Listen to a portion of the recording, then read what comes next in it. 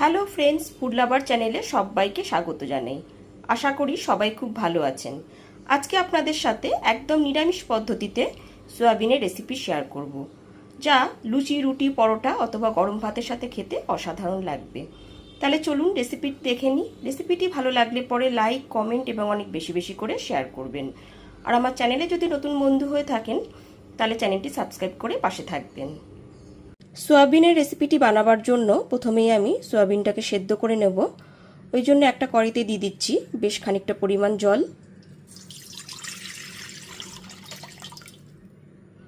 জলটা কিছুটা গরম করে নেব। জলটা এখানে ফুটতে শুরু করে দিয়েছে। এরপর এর মধ্যে দিয়ে দিচ্ছি 1 টিস্পুন লবণ। লবণটা এখানে মিশিয়ে নেবার পর এরপর এতে দিয়ে দিচ্ছি বেশ কিছুটা পরিমাণ সয়াবিন।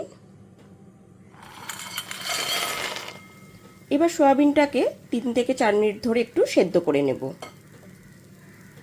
সমস্ত সয়াবিনটা এখানে ভালো মতো সেদ্ধ হয়ে গেছে। এরপর গ্যাসের ফ্লেমটা অফ করে দিয়ে সয়াবিনটাকে 3 থেকে 4 বার ঠান্ডা জলে খুব ভালো মতো ধুয়ে নেব। এবার একটা কড়াই খুব ভালো মতো গরম করে নিয়ে তাতে দিয়ে দিচ্ছি 1 টিস্পুন পাঁচফোড়ন। পাঁচফোড়নটা দিয়ে দেওয়ার পর গ্যাসের ফ্লেমটা লোতে রেখে পাঁচফোড়নটা শুকনো খোলায় ঠিক এরকমভাবে হালকা করে ভেজে নেব।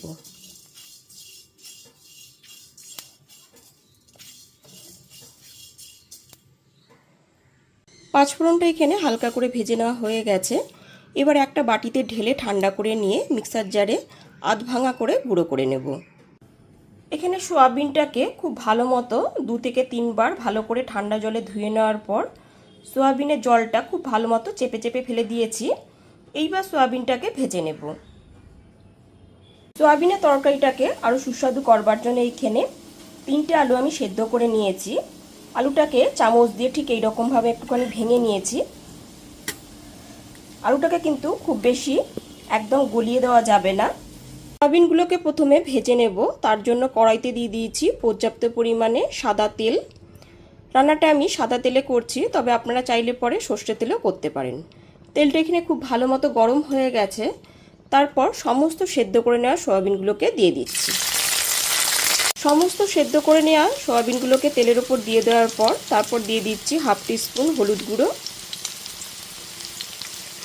তারপর খুব ভালো মতো একটুখানি মিশিয়ে সয়াবিনগুলোকে ভেজে নেব। গ্যাসের ফ্লেমটা এই সময় লো টু মিডিয়ামে রেখে সয়াবিনগুলোকে ভেজে নিচ্ছি। গ্যাসের ফ্লেমটা লো টু মিডিয়ামে করে সয়াবিনগুলোকে নাড়াচাড়া করে ভেজে নিচ্ছি। এখানে সয়াবিনগুলো কিন্তু খুব লাল করে ভাজবো না, তাহলে সয়াবিনগুলো শক্ত হয়ে যেতে পারে। সয়াবিনগুলো এখানে ভাজা হয়ে গেছে। এইবার একটা বাটিতে তুলে নিচ্ছি। এবার একটা মশলার পেস্ট রেডি করে নেব।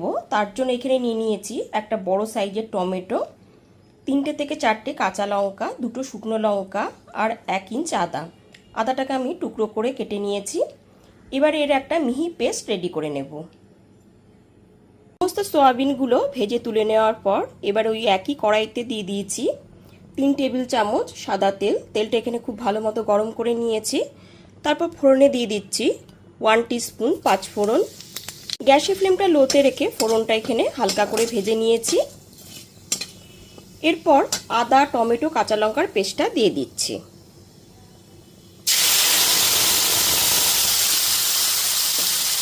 সমস্ত পেস্টটা দিয়ে দেওয়ার পর যতক্ষণ এর থেকে কাঁচা গন্ধ চলে যাচ্ছে ততক্ষণ পর্যন্ত খুব ভালো মতো কষিয়ে নেব।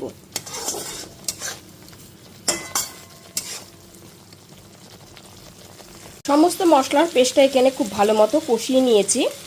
এবার গুঁড়ো মশলাগুলো অ্যাড করে দেবো। দিয়ে দিচ্ছি 1 টিস্পুন জিরের গুঁড়ো, 1 টিস্পুন ধনের গুঁড়ো, 1/2 টিস্পুন হলুদ গুঁড়ো, আর খুব সুন্দর একটা কালার আনার জন্য দিয়ে দিচ্ছি 1 টিস্পুন কাশ্মীরি লঙ্কার গুঁড়ো। মশলাটা যাতে পুড়ে না যায় ওই জন্য পরিমাণ মতো জল দিয়ে দিলাম। এরপর এর থেকে যতক্ষণ পর্যন্ত তেল রিলিজ হয়ে আসছে ততক্ষণ পর্যন্ত খুব ভালো মতো কষিয়ে নেব।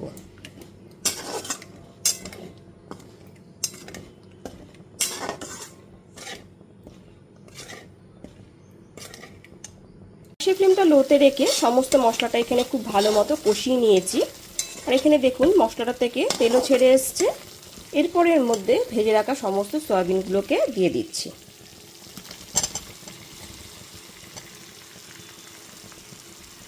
সমস্ত সয়াবিনগুলোকে দিয়ে দেওয়ার পর খুব ভালো মতো মশলার সাথে 3 থেকে 4 মিনিট ধরে কষিয়ে নেব।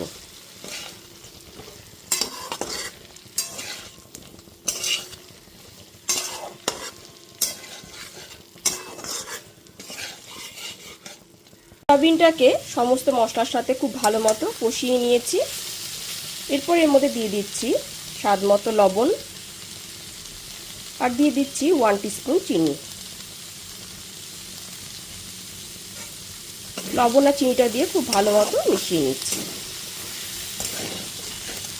লবণ আর চিনিটা দিয়ে খুব ভালো মতো মিশিয়ে নেওয়ার পর তারপর দিয়ে দিচ্ছি 1 বাটি পরিমাণ জল। জলটা দিয়ে দেওয়ার পর গ্যাসের ফ্লেমটা মিডিয়ামে করে 6 থেকে 7 মিনিটের জন্য ঢেকে রান্না করে নেব। এবার ঢাকনাটা খুলে দেখে নিচ্ছি।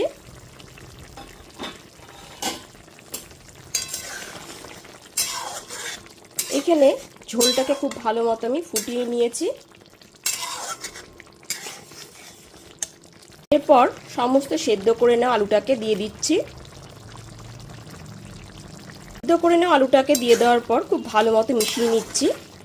এই সময় কিন্তু গ্যাসের ফ্লেমটা লোতেই রাখতে হবে, নয়তো ঝোলটা কিন্তু একদমই ঘন হয়ে যাবে।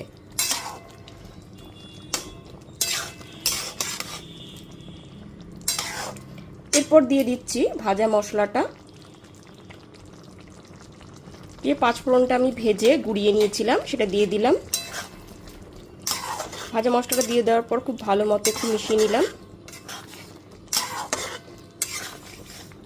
আর দিয়ে দিচ্ছি 1 টেবিল চামচ ঘি।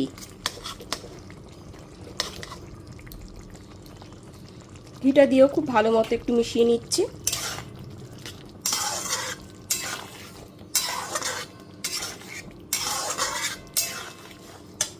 ঘিটা দিয়ে দেওয়ার পর ঠিক এই পর্যায়ে গ্যাসের ফ্লেমটা অফ করে দিলাম, কারণ এখানে গ্রেভিটা একদমই ঠিকঠাক আছে। ব্যাস, এইবার একদমই ফাইনালি তৈরি হয়ে গেল সুস্বাদু নিরামিষ সয়াবিনের রেসিপিটি। গরম গরম লুচি, রুটি, পরোটা অথবা গরম ভাতের সাথে এটি খেতে অসাধারণ লাগবে।